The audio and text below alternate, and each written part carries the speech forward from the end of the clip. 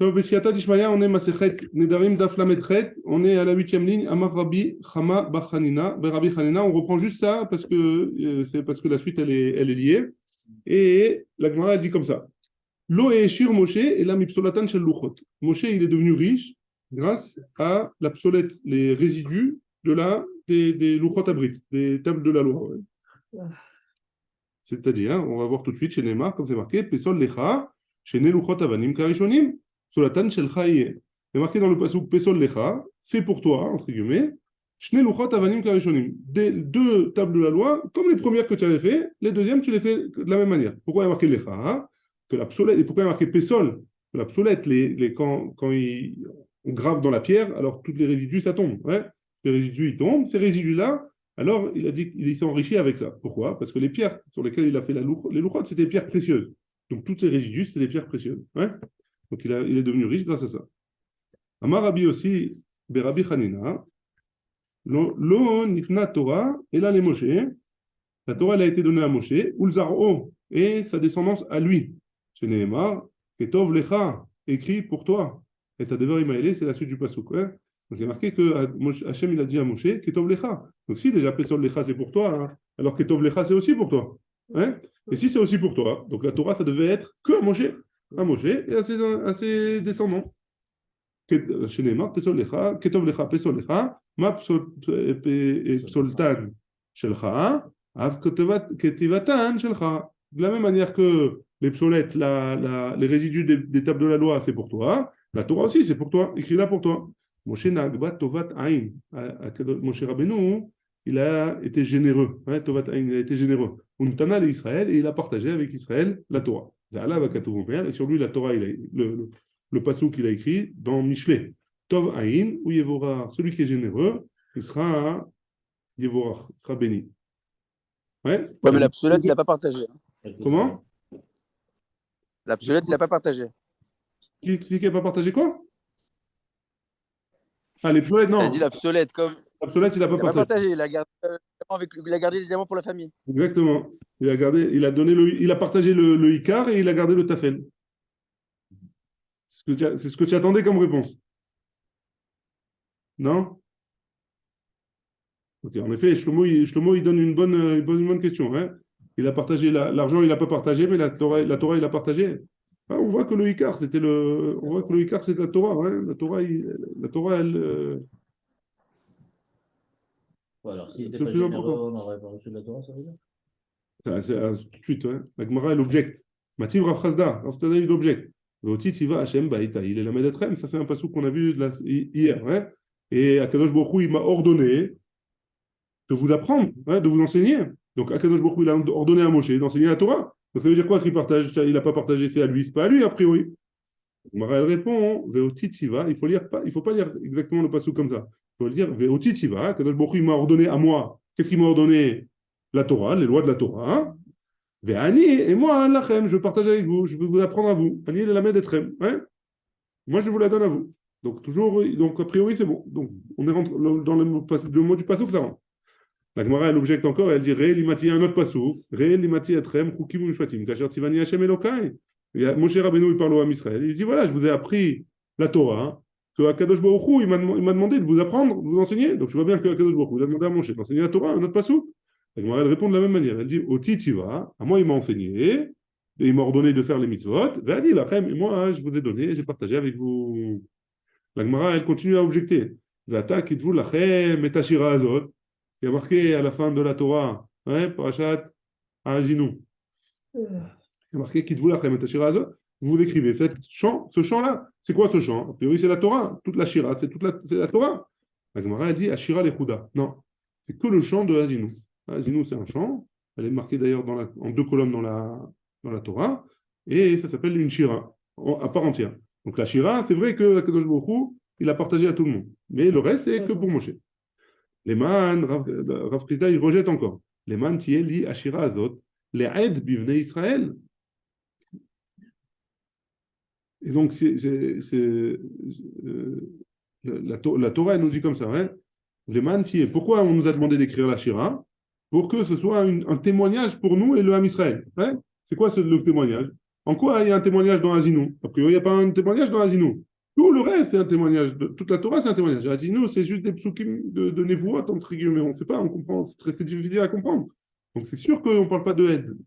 Donc là-bas, hein, donc de quoi, quand ils disent qu'il y a un témoin, que c'est un témoignage, on parle de toute la Torah. Et donc, Ashira Azot, c'est toute la Torah, c'est pas que Azinu. Donc, on a objecté sur le fait qu'on ne peut pas dire que Moshe Rabbeinu, il a reçu la Torah pour lui, et il a partagé avec nous.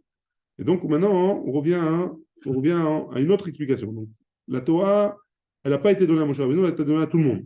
Ah, alors pourquoi ça veut dire quoi, Ketov Lecha, hein? Et là, Pilpula Be'alma. Donc, Akadosh Baruch Hu, il a donné le Pilpul à Moshe Rabbeinu.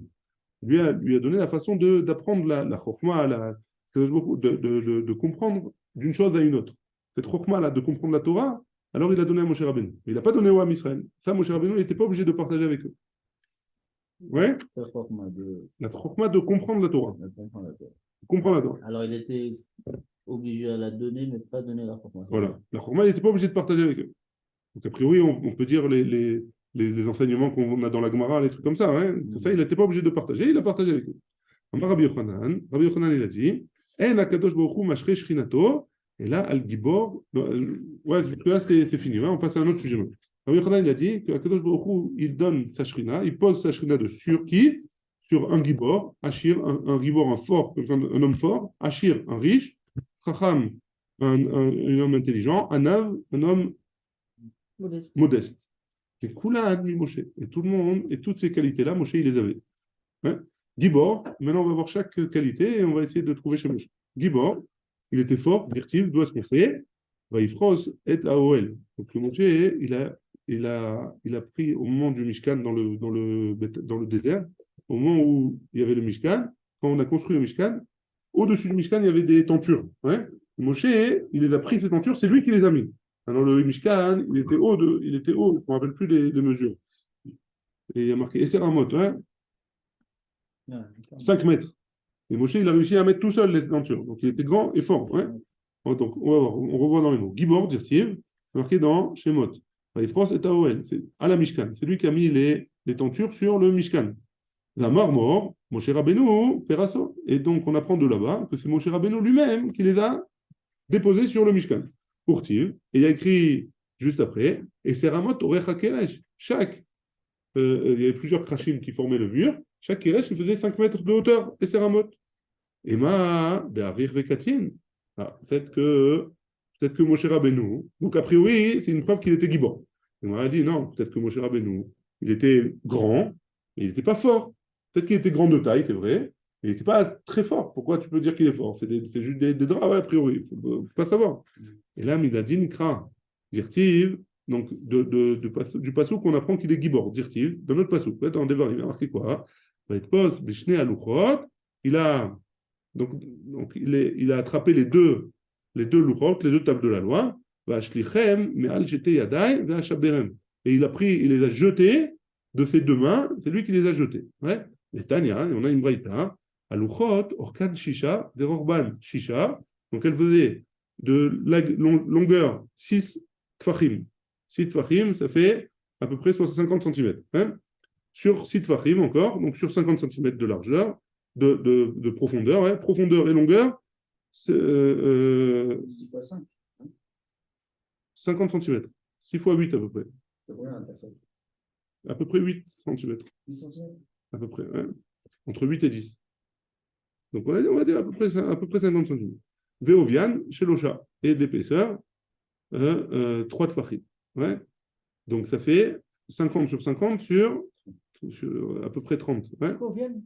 Ovian, c'est l'épaisseur. Longueur, largeur, épaisseur. Hein. Donc 50 sur 50. Donc c'était un carré, un genre de carré, et d'une épaisseur de 30 cm à peu près. Quand ils arrondissent en haut, c'est une erreur. Ouais, c'est une erreur d'arrondir. Ouais. C'est une erreur. Donc de là, on voit ici, donc c'était assez grand, ouais, 50 cm, ça fait un bloc comme ça de pierre, comme ça, enfin il a réussi à les lever et les jeter comme ça, donc ça veut dire qu'il était fort. Ouais. Là, c'est une preuve qu'il était fort. Achir, donc est-ce qu'on sait qu'il était riche, comme on a vu plus haut, Pesol Lecha, Sultan Shedchaye, que des résidus, enfin des restes il a taillé ces pierres précieuses, là, Alors, il s'est enrichi de ça. Mais il était riche que de deuxième repas, finalement. Ouais. Il n'était pas riche avant. De deuxième, ouais. Non, parce que le Manik doit être riche. Et lui, il était Manik bien avant les deux repas. C'était rapide, les Louchot Shina, c'est la première année, ouais. Oui, on choisit un Manik s'il est riche, fort. Non, on ne le choisit pas. Hein. Ah, Akadosh Baruch Hu, il a enrichi parce qu'il était le Manim. Ah. Parce qu'on va voir par la suite que le Moshe il va dire au Ham Israël qu'il n'a jamais profité d'eux. Jamais il a profité du Ham Israël. Justement, pourquoi? Parce que sinon, on aurait pu lui en vouloir, entre guillemets. Hein, on aurait pu lui en vouloir, entre guillemets. D'où est-ce qu'on sait qu'ils étaient intelligents? Rav ou Shmuel de Abré Tarvaïou, les deux, ils ont dit Chamishim Sha'are Bina Nivreu Ba'olam. Il y a 50 portes pour atteindre la Bina. La Bina, c'est comprendre justement les chemins d'Akadosh Baruch Hu dans la Torah, à travers la Torah. Hein. Et Kulam, et tous, nous les Moshe Chaser Echad. Moshe, il est arrivé à la 49e, hein, pas à la 50e. Chez Neymar, comme c'est marqué, Vatechasereu Me'at Me'elokim, il lui manquait un petit peu pour arriver à comprendre de Dieu. Un petit peu. Donc, un sha'ar. Ouais. Anav, d'où est-ce qu'on sait qu'il était humble? Dirtiv, Ve'aish Moshe, Anav, il a écrit explicitement dans la Torah que c'est le Moshe, l'homme le plus humble du monde. Très bien. Ça, c'est pour Moshe Rabbeinu et les 4 qualités qui est important pour avoir. Ouais. C'est pas pour être manique, hein, ces 4 qualités. C'est pour que la Shrina, elle est shora sur lui. La Shrina, elle soit toujours avec lui. Ah, Celui qui a ces 4 qualités, la Shrina, elle peut venir sur lui. Amar Rabbi Yochanan. Hein? Un pauvre, il peut pas. Il y a beaucoup de rabbins dans les générations, ils n'étaient pas forcément riches. C'est quoi riche? Peut-être c'est bien le Réco. Là, on voit que c'est riche. Mais ça peut-être ça aurait pu être l'inverse aussi. Pas... D'après le pshat, en tout cas, c'est l'argent. Ouais. D'après le pshat, c'est l'argent. Ouais. Après, je peux me dire, c'est quoi les psolettes de la louchot? C'est les restes de la Torah qu'il a trouvé. Ça, c'est pas du pshat. D'après le pshat, c'est le. D'après le pshat, il était riche. Ouais. Il avait un bon compte en banque. Amar Rabbi Yochanan. C'est un autre sujet qui ressemble. Ouais. Kol haneviim ashirim hayu. Tous les prophètes, ils étaient riches. Minalan, d'où est-ce qu'on apprend? Mi Moshe, ou mi Shmuel, ou mi Amos, ou mi Yona. Donc, on va voir 4 Nevi'im, 4 prophètes qui étaient riches, et de là, on a fait une extrapolation sur tous les autres prophètes. Moshe, Dirtiv. Donc, d'où est-ce qu'on sait que Moshe, il était riche? Dirtiv, parce qu'il y a marqué Lo Chamor Echad Mehem Nasati, quand ils se sont disputés avec Korach Vadato, avec Korach, quand il y a eu la marloquette avec Korach, alors Moshe il leur a dit mais j'ai jamais profité de vous. Pourquoi vous dites que vous voulez que je prenne pourquoi vous dites que j'ai pris votre place entre guillemets? J'ai jamais profité de vous, j'ai jamais pris de l'argent de vous, j'ai jamais pris rien. Même un âne pour chevaucher dessus, je vous ai pas emprunté, hein, je vous ai pas pris. Et Belo Agra, si tu me dis que c'est sans payer, la Pokémon des chacals Belo Agra, c'est pour nous exclure celui que même Belo Agra, même sans payer. Et là de filo Bagra. Même en payant, je n'ai pas profité de vous.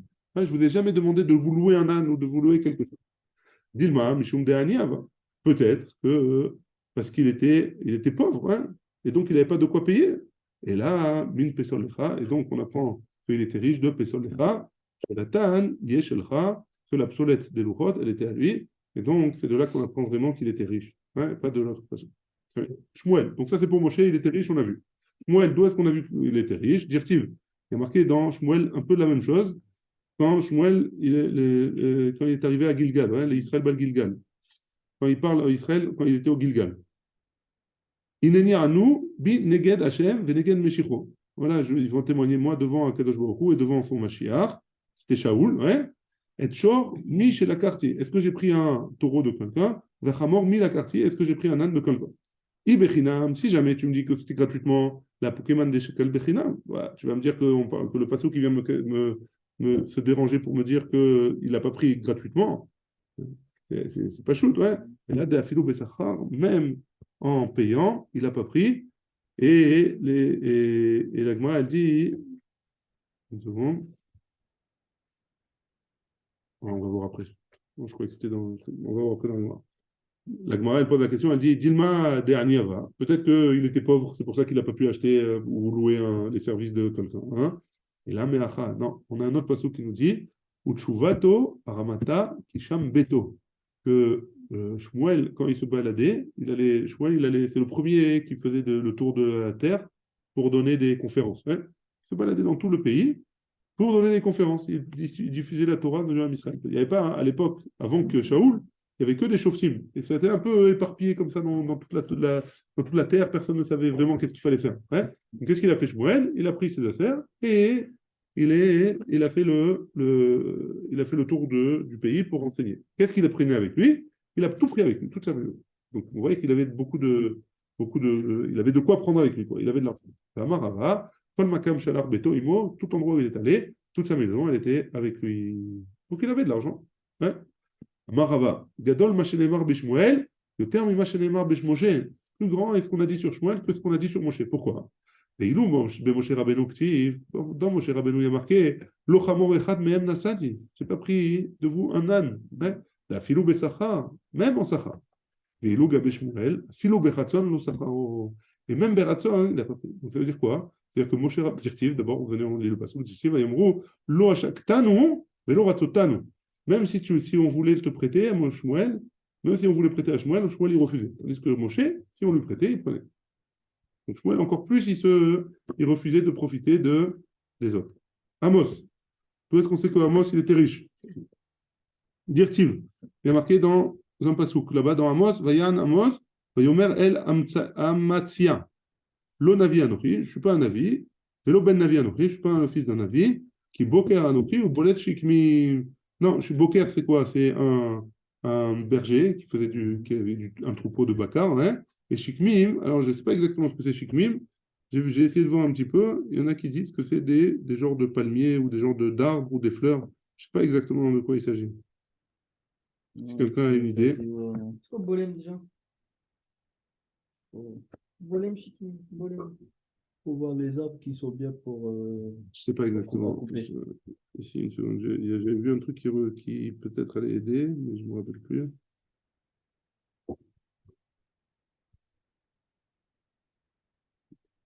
Ou des fleurs, je ne sais pas. Je ne retrouve pas.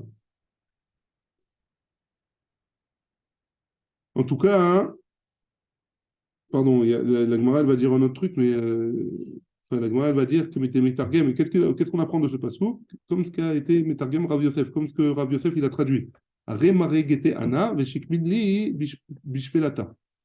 Donc il a beaucoup de bakar, beaucoup de bétail, et Shikmim, Yashli Beshfela, et il a aussi beaucoup de ce Shikmim-là. Donc on voit de là qu'il avait beaucoup d'argent.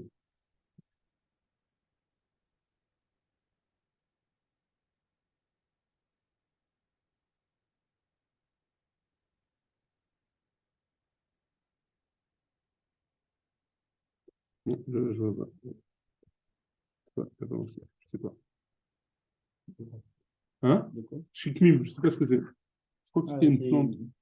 Ah, ici, il traduit ici? Enfin, non, il examinait des arbres Les arbres. pour pouvoir pour pouvoir savoir combien il était. Donc il avait beaucoup d'arbres et quand est-ce qu'était le moment de les couper pour pouvoir gagner beaucoup d'argent avec. C'était des sortes d'arbres. Ouais. Pour le bois? Pour le bois, ouais. Pour le bois. Donc ça, c'était Amos. Donc on voit que Amos, il était riche aussi. Yona. D'où est-ce qu'on sait que Yona, un avis, il était riche? Dirtiv, comme c'est marqué. Vaïten Sechara, Vaïredba. Quand Yona, il voulait s'enfuir, hein. Il a reçu la prophétie d'aller à Nineveh pour leur dire que la ville allait être détruite. Qu'est-ce qu'il a fait? Il a dit, je vais m'enfuir, je vais prendre le bateau et je vais aller en Khoutz-Laret. Pourquoi? Parce qu'en Khoutz-Laret, on ne reçoit pas la névoie, on ne reçoit pas la prophétie. Donc il voulait être tranquille. Qu'est-ce qu'il a fait? Il est allé dans le bateau, il a payé sa place, il est descendu. Qu'est-ce qui a marqué là-bas? Sechara, Vaïten Sechara. Il a donné son Sachar, hein? Vaïredba. Pourquoi Sechara c'est marqué comme ça? Rabbi Yochanan, il a dit, Nathan Sechara, Shel Sfina Kula. Pour pouvoir rentrer dans le bateau, il a payé tout le bateau. Il s'est acheté un petit jet. Hein? Je crois qu'il n'était pas plein. Pour partir, il fallait partir. Tu as plein pour partir. Ouais. Donc, il a payé tout le vide. De là, on apprend. Shenatan Sechara Shel Sfina Kula. Rabbi Romanus, il a dit, Sechara Shel Sfina Avia Arba Atalafim Dinare Dahava. Donc 4000 pièces d'or. Pas pour aller avec Hachem. Pourquoi qu'il attend Pas- quelques jours? Ça. Vous l'avez pas. Faut pas attendre qu'il faut pas parler avec Hachem. Faut pas faut pas qu'il soit un kitrouk sur l'âme Israël. Pas, De toute façon, tu l'as payé et il a parlé. il a parlé. Amar Rabbi Yochanan, il a dit Batechila ya Moshe lamed Torah ou Meshakra. Au début, Moshe Rabbeinu, ça c'est un midrash qu'on connaît, c'est ici le Mekor. Hein. Au début, Moshe Rabbeinu, il apprenait, pendant 40 jours et 40 nuits, il apprenait, il oubliait. Il apprenait la journée, il oubliait le soir. Il apprenait le soir, il oubliait la journée. Hein. Jusqu'à ce que Kadosh Baruch Hu lui a donné en cadeau. Chez Neymar, comme c'est écrit, Vaiten el Moshe, Kechaloto, ledaber ito. Il a marqué Vaiten. Kadosh Baruch Hu, il a donné la Torah à Moshe. Donc ça veut dire qu'il n'a pas, c'est pas de son effort. Et tout ça pourquoi? Pour pas qu'on dise que un homme, c'est grâce à lui, c'est grâce à son travail, il arrive à avoir la Torah. La Torah, c'est un cadeau que Hachem te donne. Toi, tu dois juste faire un effort. Hein. Tu fais un effort, après, Kadosh Baruch Hu, il te le donne en cadeau. C'est pas en fonction de tes efforts, c'est pas en fonction de quoi que ce soit. Hein. Toi, tu fais ta Hashtadlout, Kadosh Baruch Hu, il te donne un cadeau. On voit des fois le matin, on étudie, on cherche, on essaie de comprendre une ligne dans le Beth Yosef, tout d'un coup, hop, il y a quelqu'un qui dit quelque chose et ça a débloqué l'histoire. Hein. C'est mamage comme ça. Kadosh Baruch Hu, il envoie. On fait un effort, on essaie de comprendre. Finalement, Kadosh Baruch Hu, il envoie un cadeau. On continue. Mishnah. Des questions jusque-là ou on peut y aller? On y va. Mishnah. Vezan et Ishto ve et banav. Donc on avait vu plusieurs Mishnayot avant que celui qui fait le vœu, on a vu deux options. Hein. Celui qui fait le vœu que son ami il ne profite pas de lui, ou celui qui fait le vœu de ne pas profiter de son ami. Ouais. Maintenant, c'est jamais un homme il fait le vœu que son ami ne profite pas de lui. Réhouven, il a dit à Shimon, je ne veux plus que tu profites de moi. Maintenant Shimon, pardon, il a une femme et des enfants. Est-ce qu'il peut donner à manger à cette femme et ses enfants? Alors la Mishnah dit comme ça. Maintenant, bien que Shimon il soit chayav, il doit nourrir sa femme et ses enfants. Il est chouva, hein, la Torah l'oblige à nourrir sa femme et ses enfants. Alors ça veut dire que si Réhouven il leur donne à manger, Shimon il va en profiter indirectement. Malgré tout, il a le droit, d'après la Mishnah, de donner à manger à sa femme et ses enfants. Velo Yazun, on va voir dans la Gemara, on va expliquer un peu plus. Hein. Velo Yazun et behemto ben behema temea ben teora. Par contre, il n'aura pas le droit de donner à manger à ses animaux, les animaux de Shimon, il n'aura pas le droit de leur donner à manger, que ce soit des animaux purs ou des animaux impurs. Rabbi Eliezer Omer, Rabbi Eliezer dit, Zanet atemea, veno zanet ateora. Il a le droit de donner à manger aux impurs, ouais, aux bêtes impures. Pourquoi? Parce qu'il ne va jamais les manger, Shimon, il ne va jamais manger les bêtes impures. Ouais.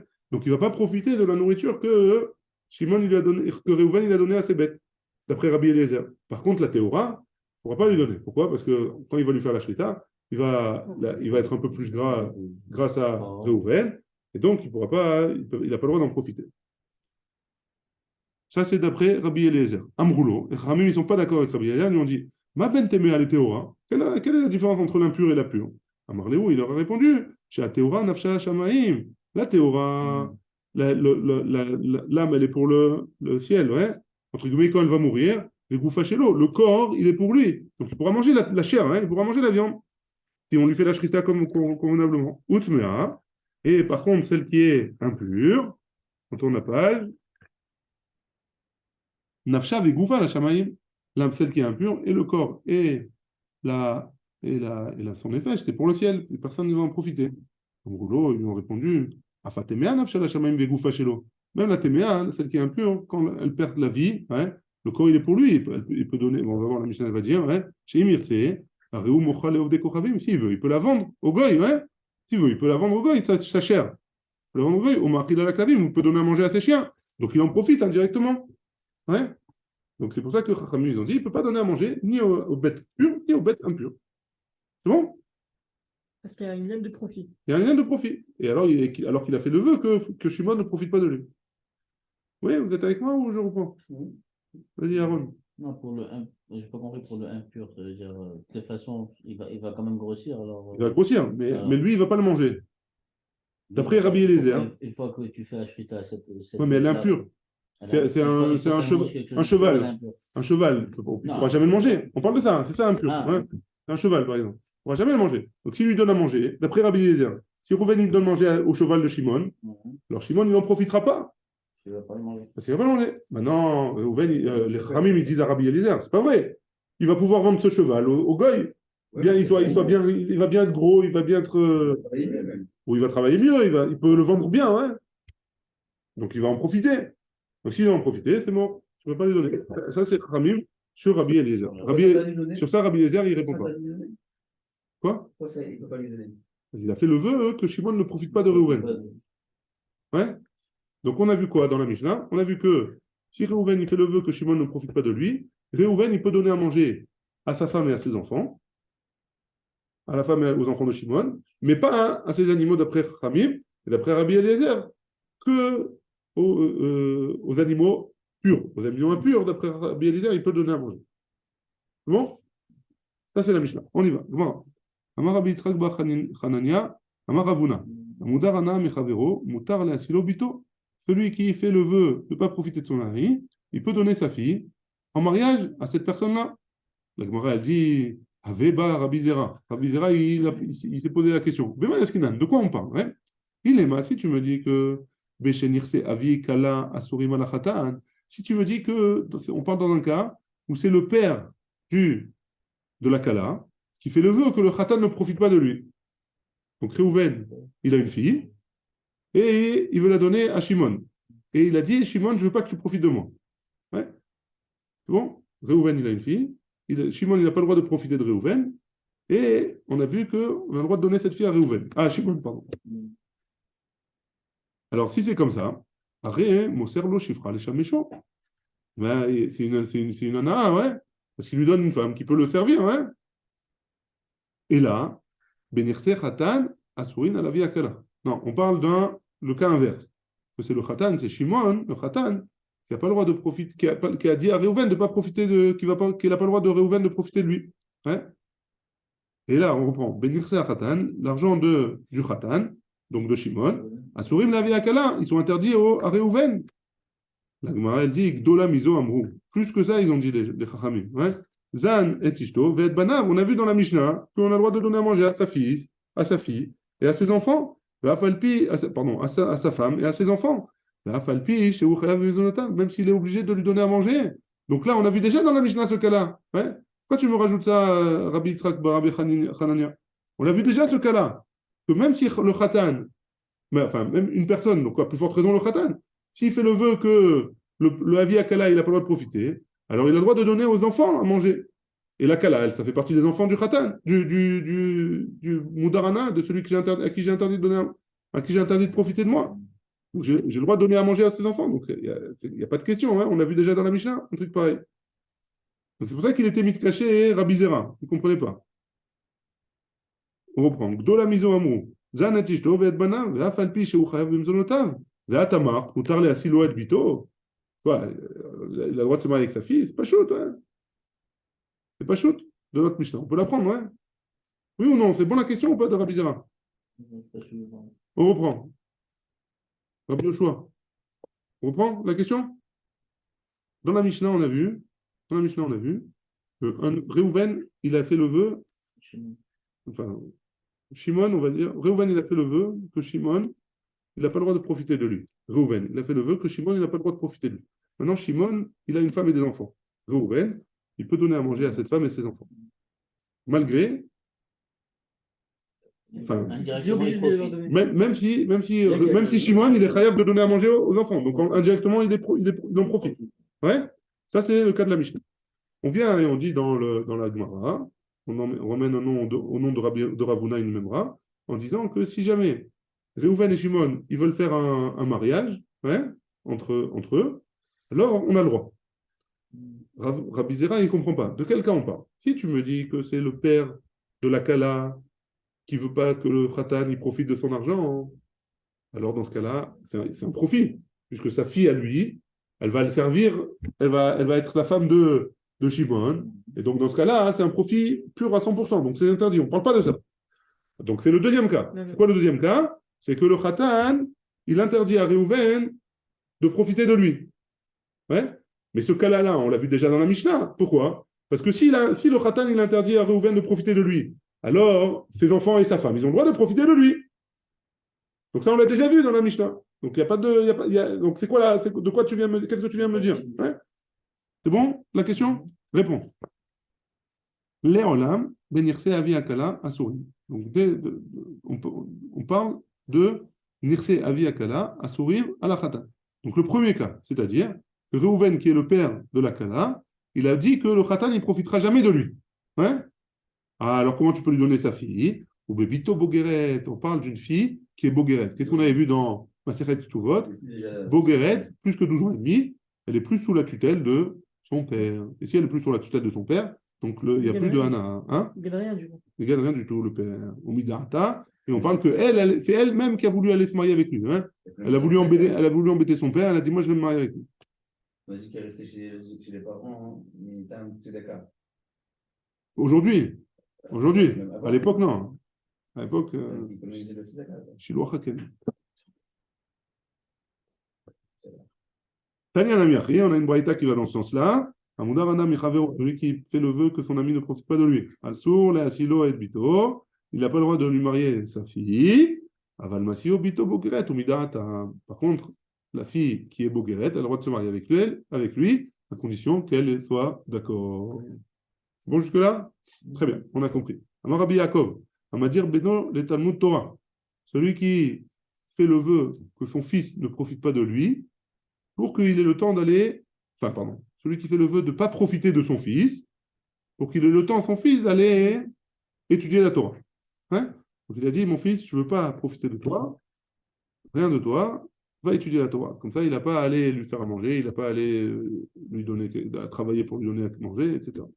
Et moi, elle dit, Moutar, les malot lo, chavit shel maïm, ou la dik lo etaner. Le fils, il a le droit quand même de lui remplir l'eau et lui allumer sa bougie. Rabbi Yitzhak Omer, islot lo dal katan, lui cuire un petit poisson qui est rapide. Ça aussi, il a le droit. C'est pas vraiment qu'il avait l'intention dans son vœu, le père. C'est juste comme c'est rapide, ouais, il ne va pas perdre son temps pour étudier la Torah. Il ne va pas être mis de battel de la Torah à cause de ça. Encore une memra. Amar Rabbi Yirmiyah, Amar Rabbi Yochanan, Amudarana Michavero. Si jamais un homme il fait le vœu de ne pas profiter de son ami, ou le contraire, hein, Mutar le Ashkoto Kos Shel Shalom, il a le droit de lui faire boire le verre de la paix. C'est quoi le verre de la paix? Maïnihu. Moi, elle pose la question, c'est quoi le verre de la paix? Achat Targimu. Comme ça, on a. Pardon, ici, ça veut dire en Bavel, on a traduit comme ça. Kos Shel Bet a Evel. Le verre qu'on donne à boire dans la maison des endeuillés. Mais Maharava Amré, on donne à boire du vin en Israël. Je reviens sur le Bet Evel. Il avait l'habitude, il y en a certains jusqu'à aujourd'hui qui ont ce minag-là de boire du vin pendant les 7 jours pendant les Shiva. Ouais. Pourquoi? Justement parce que c'est le moment où ils ont de la peine et donc ça réchauffe le cœur un petit peu. Ouais. Et Maharava Amré, en Israël, en Eretz Israël, il disait le verre de vin ou de je sais pas quoi qu'on buvait au bain public. Apparemment, Mishum Darke Shalom, là-bas, il faisait les chaim au Bet Amechat. Ouais. Au Maroc, il y a les bains. Il y a le hammam. Ils boivent là-bas de l'alcool ou pas du tout? Non, il n'y a pas d'Darke Shalom. On a vu dans la Mishnah, Velo Yazun et Behemto. On avait vu dans la Mishnah qu'il ne pouvait pas, d'après Chachamim, donner à manger à ses bêtes, ni à ses théorotes, ni aux téméot, ni aux purs, ni aux impurs. D'après Rabbi Eliezer, il pouvait donner à manger aux téméot, mais pas aux purs. Hein. Tania, on a une braïta qui nous dit Yoshua Ish Uza Omer. Zan Avadav Veshifrotav Akenaanim. Il a le droit de donner à manger. Donc, si jamais, on reprend le cas de Reuven et Shimon, si jamais Reuven, il a dit à Shimon, je ne veux plus que tu profites de moi. Reuven, il a le droit de donner à manger à ses serviteurs, Kenaanim. Ouais. Velo Yazun et Behemto. Par contre, il ne donnera pas à manger à ses bêtes, Ben Temea, Ben Teora, comme Tanakama chez notre chien. Maïtama, quelle est la raison? Avadav Veshifrotav Akenaanim, ses servantes, et ses servants, et ses esclaves, ouais. Limnacharuta Avidan. Pourquoi? Parce que quand ils vont mourir, alors ça y est, ils ne peuvent plus rien faire. Behema, les pituma avida. Par contre, une bête, c'est pour la faire grossir. Ouais, si on la fait grossir, plus on la fait grossir, et mieux elle nous rapportera de l'argent. Et donc, c'est pour ça qu'il en profitera et qu'on n'a pas le droit de donner à manger aux bêtes. Par contre, aux servants et aux esclaves, on pourra. C'est quoi ce mot? Putain. Les limnacharuta, les nechira, ça veut dire quoi? Quand ils meurent, on manichim otam, on les laisse. Ouais. D'accord. On ne peut rien faire avec, ouais, on ne va pas les manger. Ouais. Tandis que les bêtes, même quand ils meurent, après, si jamais leur bête, leur chair elle est bien, alors on leur donne à manger au goïm, ouais, Oh, shit. ou au chien. On commence la Mishnah. Amudar ana michavero, nichnas levakero, romed. Si jamais un homme il fait le vœu de ne pas profiter de son ami que son ami ne profite pas de lui, quand il va le visiter, il restera debout, avalo yoshev, mais il ne pourra pas s'asseoir. Quand il va le visiter si jamais il est malade, ouais. Ou mérapéo. Et il a le droit de le soigner. Si c'est médecin, il a le droit de le soigner. Refouat nefesh, la refouat du corps, ouais. Aval le refouat mamon, mais pas la refouat s'il a perdu de l'argent. Il ne peut pas combler son. Et la Gemara, demain, les Baruch Adonai, Amen ve Amen.